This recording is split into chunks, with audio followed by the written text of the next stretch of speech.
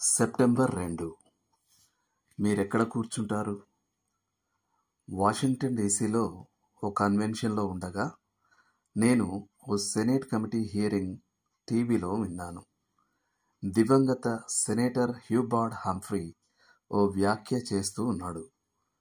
మీరు రాజకీయాల్లో ఎలా నిలబడతారనేది మీరెక్కడ కూర్చుంటారనే దానిపై ఆధారపడి ఉంటుందని మీరు గుర్తుంచుకోవాలి.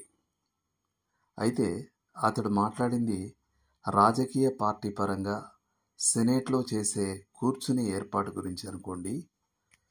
కానీ వెంటనే నేను దాన్ని క్రీస్తులో నా స్థానానికి అన్వయించుకున్నాను. నేను ఎలా నిలబడతాను మరియు నడుస్తాను అనేది నేనెక్కడ కూర్చుంటాను అన్నదానిపై ఆధారపడి ఉంది.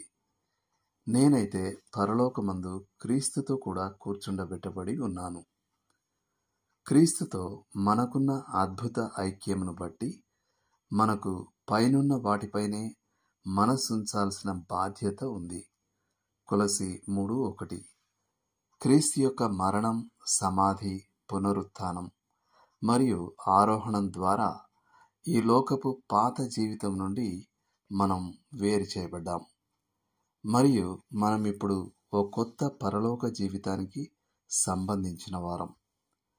అయితే మనం పైనున్న వాటినే ఎలా వెతుకుతాం?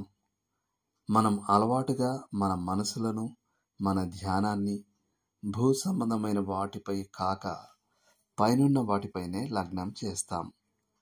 మన పాదాలు భూమి మీదే ఉండి తీరాలి, కానీ మన మనసులు పరలోకంలో ఉండి తీరాలి.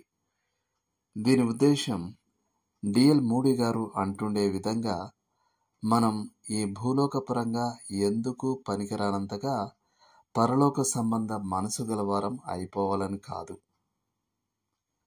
నేటి వచనం: మీరు క్రీస్తుతో కూడా లేపబడిన వారైతే పైనున్న వాటినే వెదకుడి, అక్కడ క్రీస్తు దేవుని కుడి పార్శ్వమున కూర్చుండి ఉన్నాడు.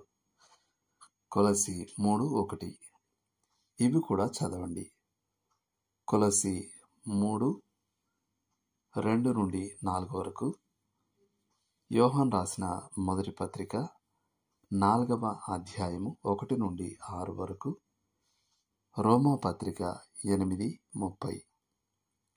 చేయాల్సిన పని: జీవితంలోని దైనందిన ఆచరణాత్మక వ్యవహారాలకు అవసరమైన నిర్దేశాలు పరలోకంలోనున్న క్రీస్తు నుండి పొందుకునేలా నిర్ధారించుకోండి. భూలోకాన్ని పరలోకపు దృష్టికోణంలో చూడడం నేర్పించమని ఆయనను వేడుకోండి. దేవుడు మిమ్మల్ని దీవించునుగాక. ఆమేన్.